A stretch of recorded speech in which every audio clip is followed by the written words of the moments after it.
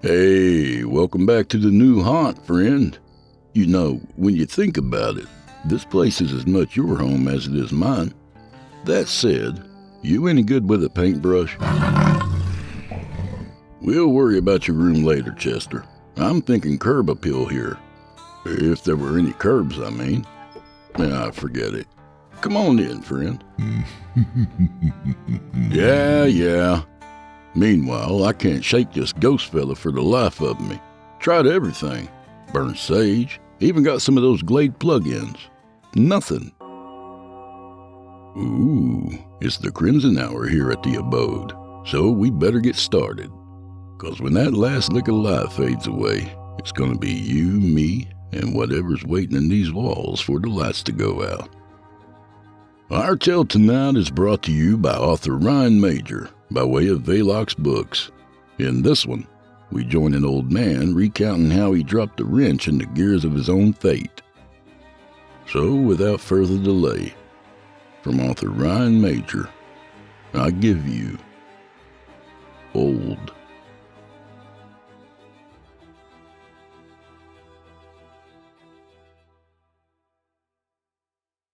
I'm old now, but I don't feel as though I should be. Not in a the ravages of time is a cruel fate sort of way. No, what I mean is I know now I wasn't supposed to be here this long. My 82nd birthday came 2 months ago, and it feels as though I've unjustly received 50 extra years, when that simply wasn't the plan. Not only that, but I've spent so much time in dread of the future that I didn't appreciate most of the time that I did have. All these toilsome years wasted puttering around wishing I had just died in 1972. Just because I stopped in a diner for a cup of coffee back in 61. In 1961, I was still a hell-raising young man with a steady girl in a shitty car. Sarah and I had been together since our senior year of high school, and with her father's permission, we had gotten engaged just a few months prior. My grandchildren tell me what an antiquated notion that getting permission is, but hell, it's what you did back then. Sarah worked as a receptionist at the local pediatrician's office, and I was 3 years into an apprenticeship with a plumber named John Stevenson. Save your crappy job jokes for someone else. I promise that I've heard more than my fair share. Anyway, on a particularly gorgeous spring day, I had called Sarah to tell her I was stopping by for breakfast on my way to work. She was sweet that way.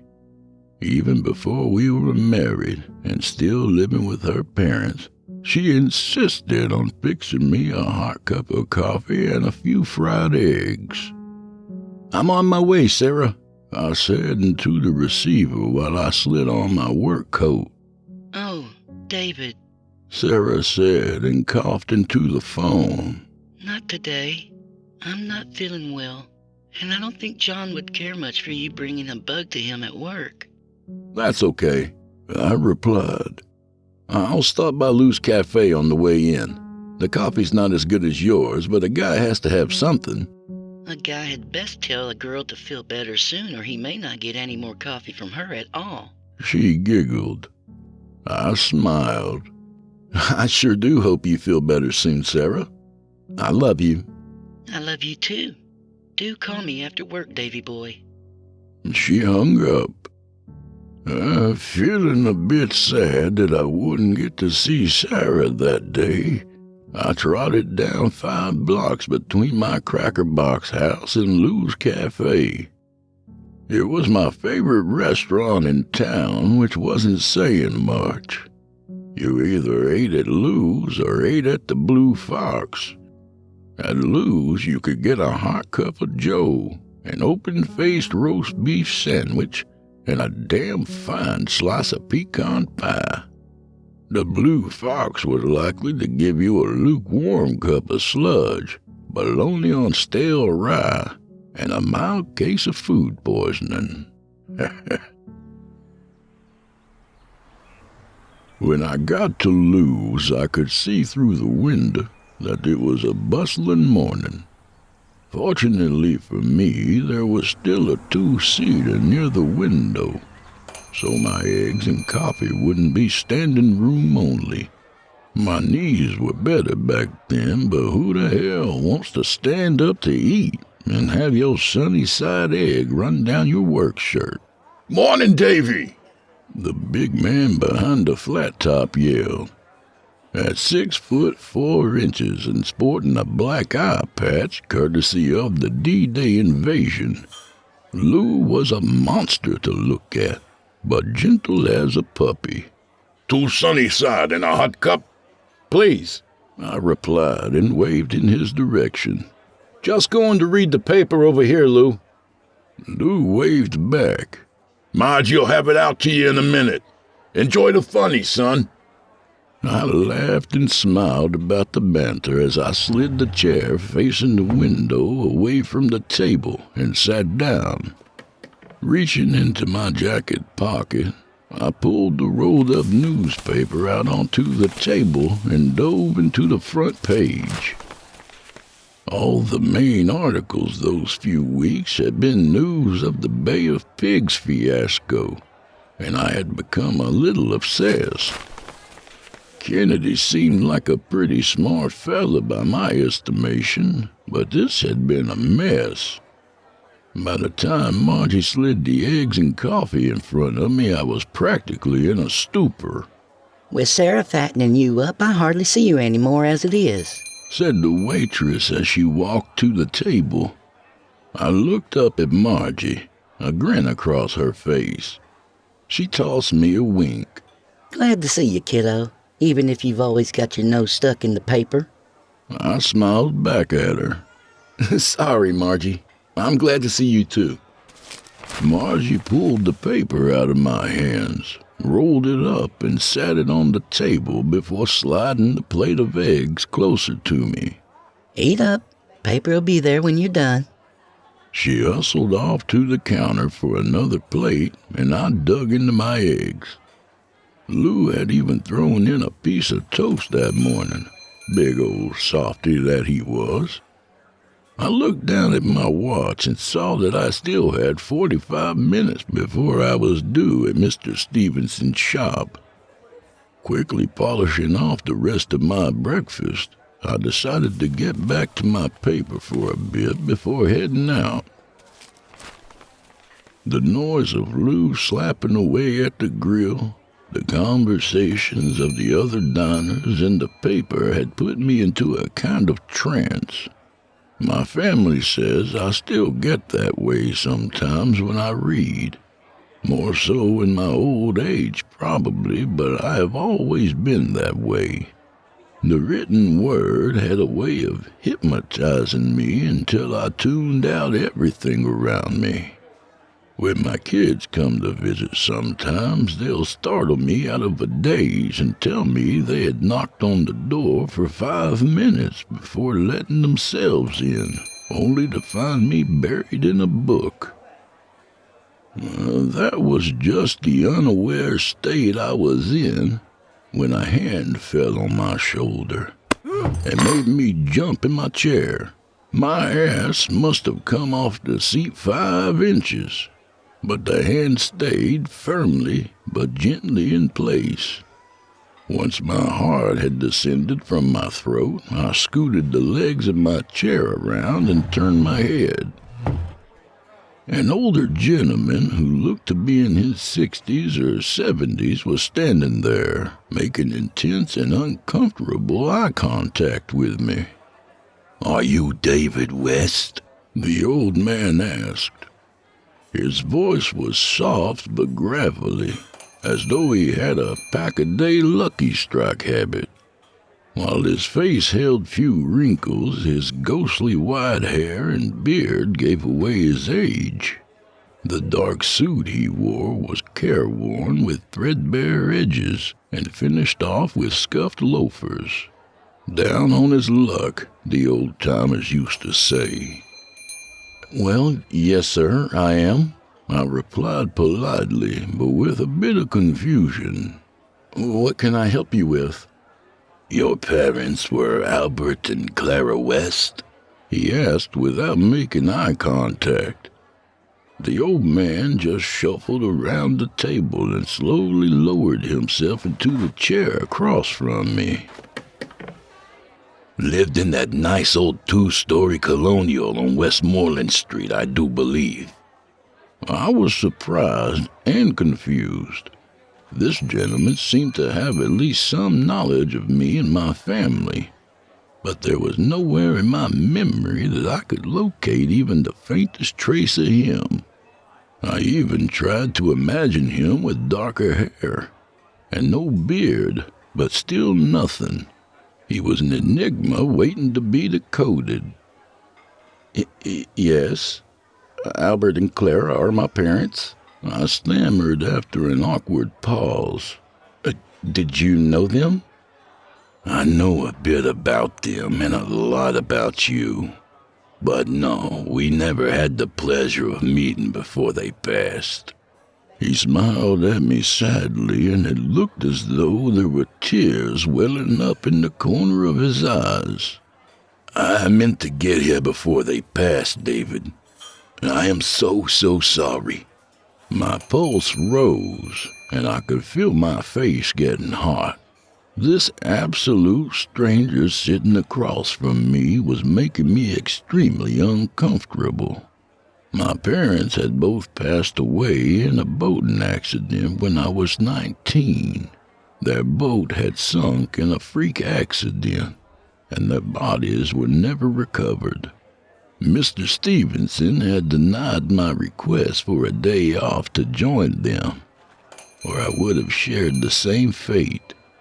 How in the hell could this man possibly have meant to come see me before they died, as though he expected it? Who the hell are you, mister? I spat out with more anger than I intended. That doesn't matter, David. A single tear ran down his face and disappeared into the white hairs on his cheek. He reached into his tattered suit coat and pulled out an envelope and handed it to me. The flap was sealed with a mixture of gold and scarlet wax embossed with the impression of an hourglass.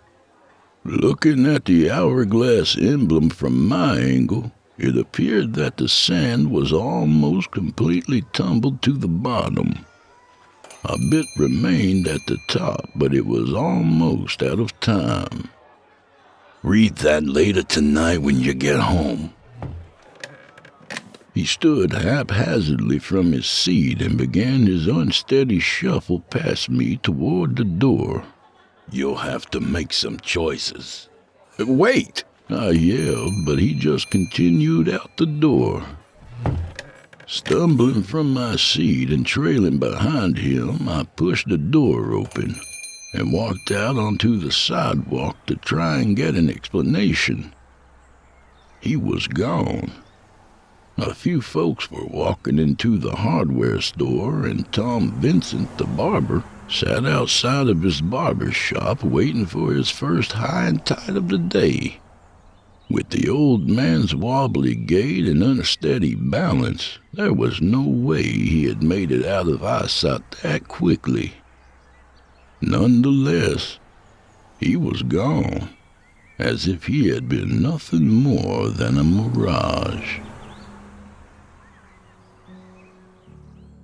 My workday finally came to a close, and I hurried home as though all of hell were on my hindquarters.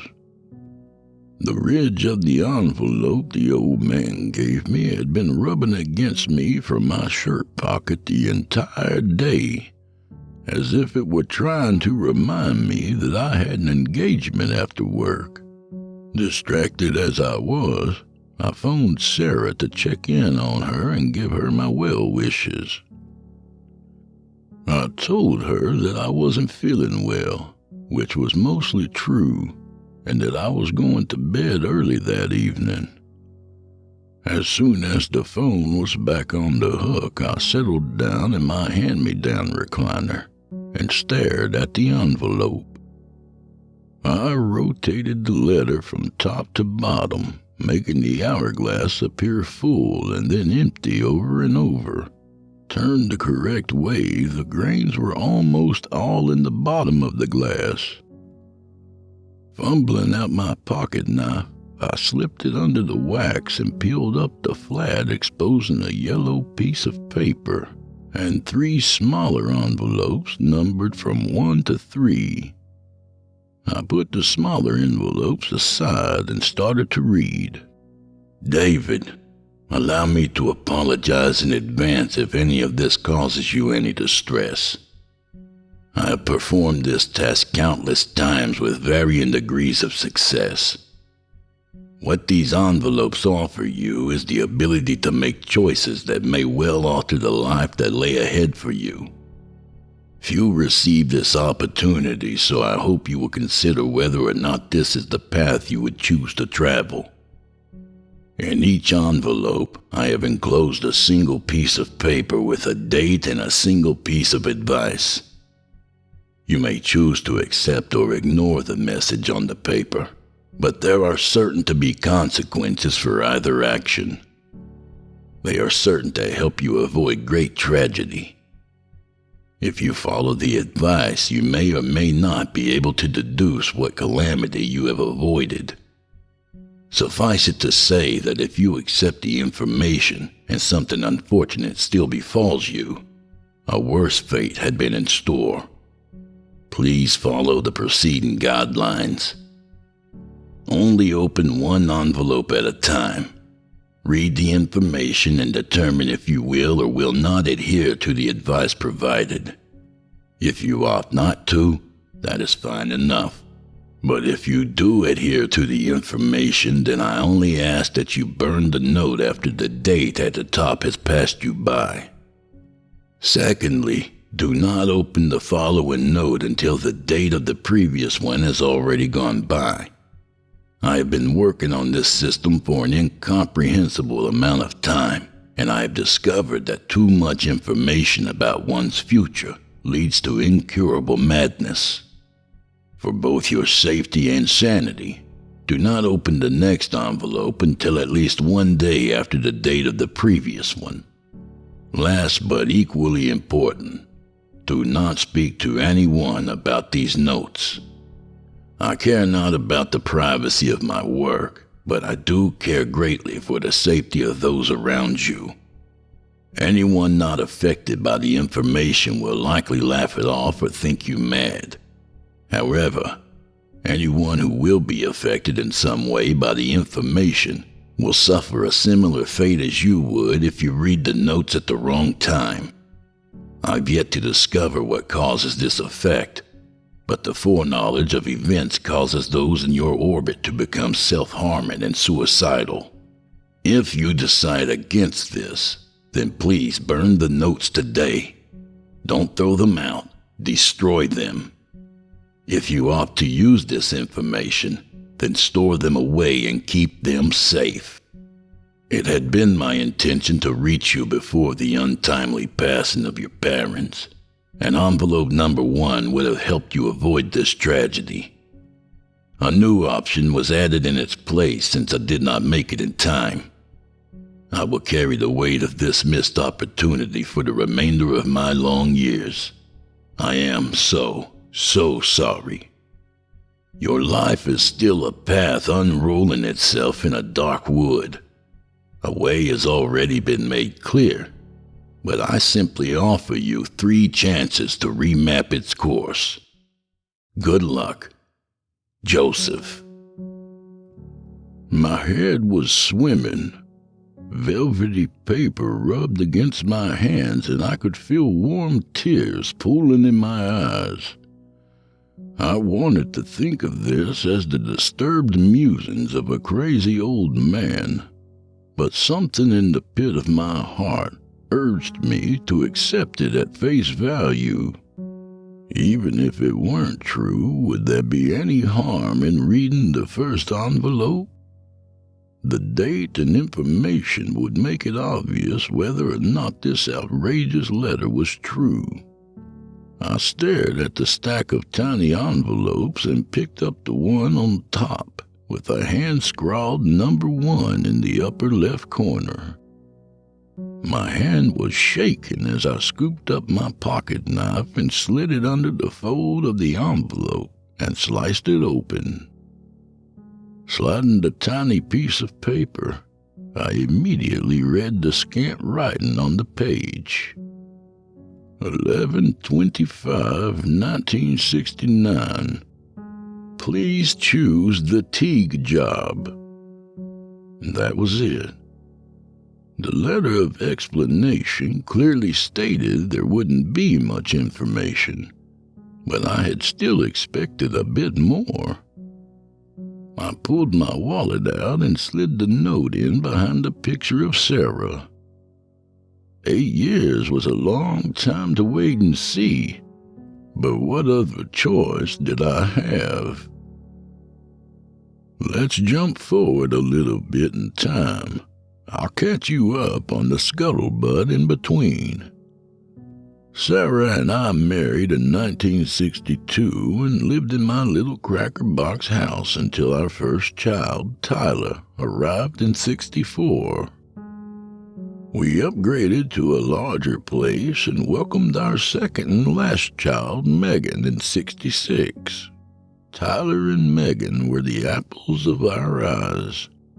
They and the grandkids are still the only bright spot in the storm cloud that has been my life. Old man Stevenson retired and sold me the plumbing business, which had been pretty generous to us. I didn't mind working ankle-deep in shit for my apprentice and journeyman years, but it sure was nice to hire a few young bucks to handle the heavy lifting. We stayed steadily booked, and I was often left to turn down more jobs than I could take. Such was a good reputation in yesteryear. Still, the envelopes haunted my mind. I had been unimaginably happy all these years, but the closer we drew to 69, the more I thought about it. The other envelopes were stashed safely in a lockbox in my garage, but the first note still resided in my pocket. I would read it again occasionally when I noticed it, and always pondered what the day may bring, or for that matter, if the day would bring anything at all. On the morning of November 11th, 1969, I was sitting in my office chatting it up with my employees when the phone rang.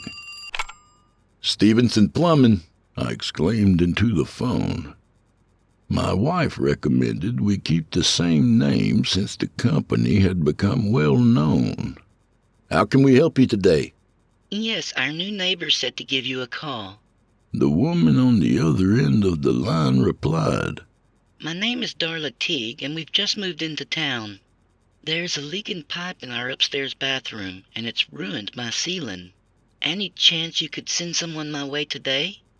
My eyes widened, and my pulse rose. Please choose the Teague job. Oh, I finally replied in a burst. My mind darted around as I stammered through. yes, ma'am. My assistants already have some work lined up, but I'll head that way myself immediately. Mrs. Teague gave me her address, and I got out of the chair, legs half like jelly. I slid my old toolbox into the work truck and gave a wave to my assistants as I pulled out of the drive. It was the moment of truth, and I still debated whether it was a coincidence or providence. I arrived at the house and knocked on the door. A sweet young woman introduced herself as Mrs. Teague and showed me to the upstairs bathroom. The floor was glistening with water and a steady stream was flowing from behind the toilet. Can you fix it? She asked with apprehension. Yes, ma'am, I replied in a certain tone. It's likely just a pinhole leak that has gotten out of control. Give me about an hour and I'll have you fixed up. She smiled and thanked me before leaving the room. I sat my toolbox down in the hall to keep it away from the water and surveyed the bathroom. It was the day stated on the note, and there I was in the Teague household. Chuckling a little bit, I couldn't believe I had spent 8 years with my thoughts dwelling on this date. There I stood in the bathroom of destiny. Maybe the old man could see the future, but I began to doubt that anything of consequence would be taking place there that day. I straddled the toilet to try and find the source of the water, and it took no time at all. The hose that ran from the tank to the wall was accordion-style copper tubing, and there was a pinhole leak I expected to find. There was a box of replacement parts in the work truck, and I was satisfied this would be a cut-and-dry job. Turning my torso to stabilize myself on the sink, I began to turn my foot to step out when I slipped in the water. My right leg slid between the toilet and the wall as I fell. The thundering sound of my tibia and fibula snapping in half echoed like a tree branch splitting in a windstorm. I howled in agony as the lightning bolts of pain radiated from my leg to the rest of my body. Mrs. Teague had found me and called an ambulance. Paramedics took me to the hospital, and the doctors ended up putting so many plates and screws in my leg that I could set off a metal detector from 5 feet away for the rest of my life. Well, maybe that's a bit of an exaggeration, but you get the point. My leg was never the same again. A limp and my pessimistic outlook would become 2 of my most defining characteristics. After a few days in the hospital, I returned home with the aid of a wheelchair. My mood had been sour, and I was probably pretty unkind to Sarah and the kids. I spent most of my afternoons on the front porch, even though the developing December air was cold and unforgiving. On December 2nd, I was sitting on the porch puffing on my pipe when a black 4-door sedan pulled up to the curb in front of my house. 2 men in military dress got out and made their way up the walk. Their stern faces made me uncomfortable. Hello, sir, the first man said. We are looking for Mr. David Newsom. Is this his residence? I furrowed my brow. That'd be me, gentlemen. What can I do for you? The 2 men looked at me and then down at my cast-wrapped leg. Their gaze drifted back to my face, and they returned my dismayed expression. Mr. Newsom, the conflict in Vietnam has escalated to a point that we as Americans must make bold moves in these uncertain times. The second man barked. The Selective Service Office performed a military draft yesterday, and you have been selected to report for duty. My face changed from confusion to astonishment. You've got to be kidding. Look at me. I'm not sure how much use you think I'll be in the jungle. The men conferred with one another with their backs turned to me. I sat in my wheelchair, blood boiling, waiting for them to tell me that some kind of accommodation would be made considering my state, and that I was still going to have to ship off to parts yet unknown to me. The first man turned to face me and said, "Sir, I believe an exception can be made here. Have a good day." They both returned to their black sedan and sped down the street. Of course they could make an exception. What good would I have been to anyone there? The doctors had already told me that the nature of the break was so severe that there was little to no chance that I wouldn't walk with a limp for the rest of my days. That evening at the dinner table, after the kids had gone off to sleep, Sarah and I sat and talked. Vietnam draft, huh? Sarah said, half question and half statement. "Yeah, Vietnam." Sarah sent a heart-melting smile my way.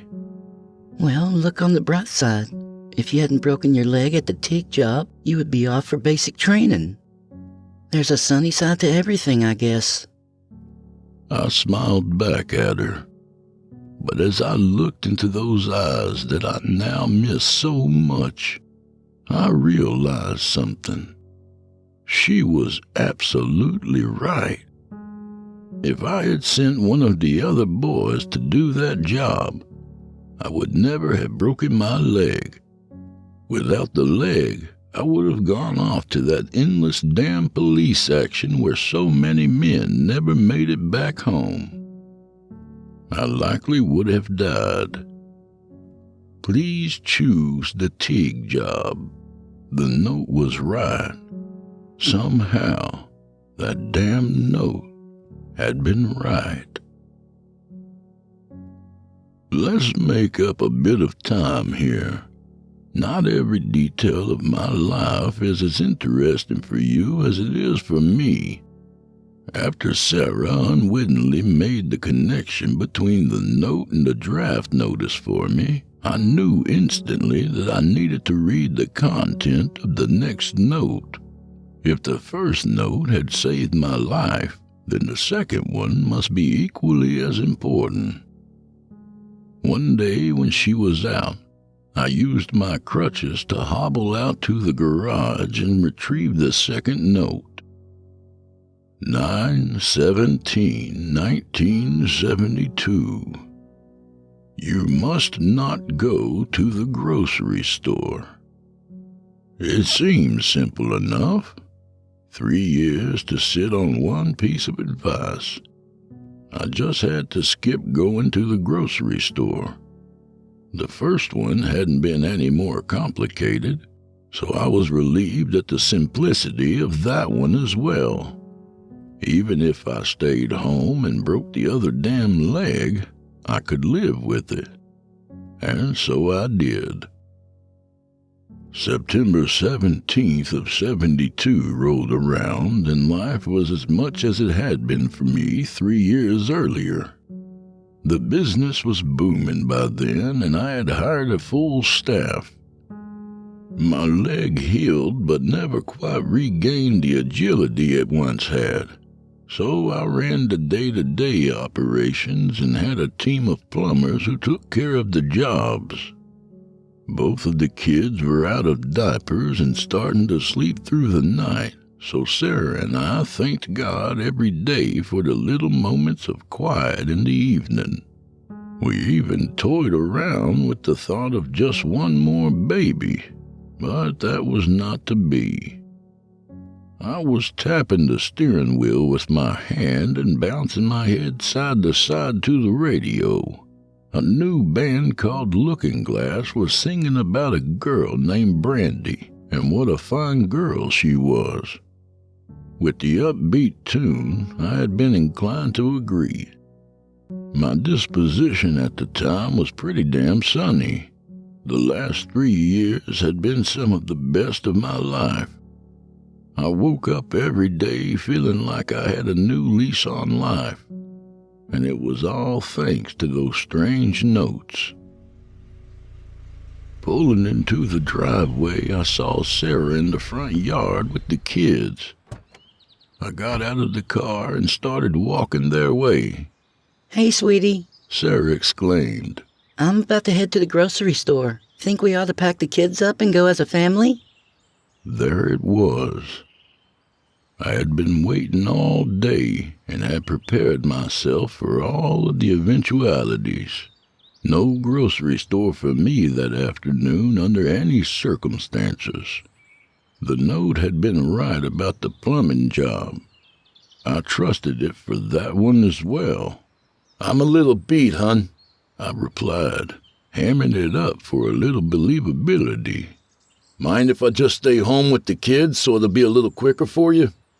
She kissed me on the cheek and started getting in the car. That'll be fine, Mr. Lazybones. I'll be back in about an hour. Make sure everyone is ready to eat when I get home. Sarah put the car in reverse and backed out of the driveway, waving at everyone as she did. I still remember that wave, that beautiful smile. I miss her so much it makes my heart ache. Sarah Archer Newsom was one of a kind, and for a small number of years, I was able to call her all mine. Pardon me for the sparse detail ahead, but even as I begin to tell you, I'm already in tears. These days, usually I'm mad, but this just brings me a deep sorrow that I feel in my bones.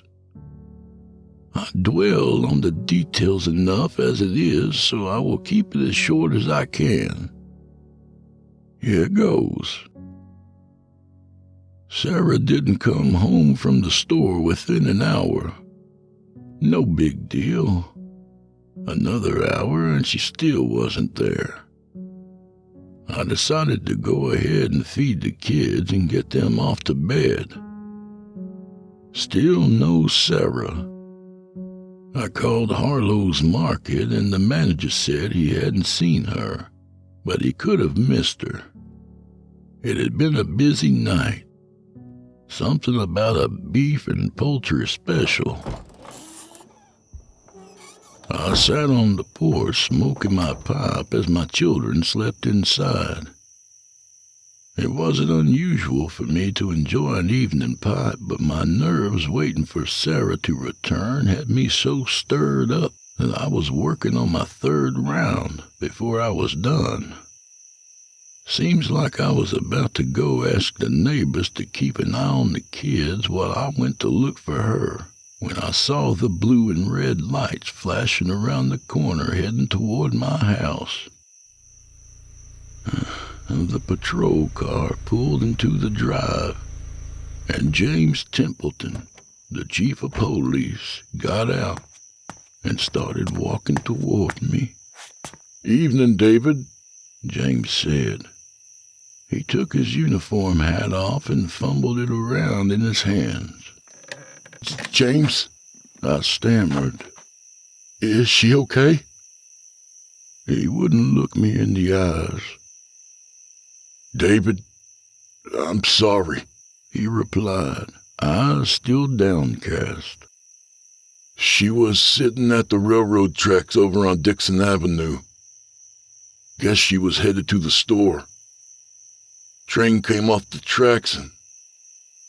He stopped. I collapsed back in my chair and began to weep. James started talking again, but I don't know what the hell he said to me. The only thing that mattered was that she was gone. So here I am now, old, bitter, and angry. My kids and grandchildren come over pretty often, and it lifts my spirits. Don't get me wrong. I love them like nothing else in this world. The trouble is, every time I see them, all I can think about is how much Sarah would have loved those moments. but she never got to see it. Why hadn't that damnable note said anything more specific? It just said you. Why in the absolute hell couldn't it have said no one? Would it have been so damn hard to spare Sarah and me both? The first note had seemed like a godsend, but the second note tortured me more than anything in the world ever could. I am relieved that the children weren't in the car that day, but if you want to know the truth, I wish I had died with her. I feel like I should have died with her. But now I've dragged on all these 53 years and felt every day that I shouldn't be here anymore. Maybe if I had just burned all the notes, I would have died in some jungle overseas like so many other young men I had grown up with. If that happened, then maybe it would have changed the course of everything for Sarah, and she would still be here. I'll never know, but it will haunt me for whatever wretched time I have left. I bet you're wondering about the third note. Did I open it? The answer is yes, but not until last week. 4/3/2022. Go have dinner at Lou's. I'm sitting across the street from the old diner right now in front of where Tom Vincent's old barber shop used to be. It's some damn vape shop or something now. The lights are on in the old diner. Some young fella bought it a few years back and restored it to its glory days. Looks just like it did when old Lou was still alive. I can see a handful of people chatting at the tables and a young gentleman standing behind the flat-top grill, talking to a pretty young waitress. I also see an old man with white hair and a long white beard sitting at a table by the window. His dark suit is tattered and threadbare, just as it had been all those years ago. His hand is resting on the tabletop of what look like 3 small envelopes. He isn't making eye contact with me, but I'm sure he knows I'm here. Seeing him fills me with rage and fear. I don't want to go in, but I somehow feel bound to see this through. One note pointed me to salvation, and the second filled me with despair. Perhaps the third will lead me to answers. If I'm lucky, it will lead me to Sarah. I'd best be going, folks. It's getting late, and I need to get inside.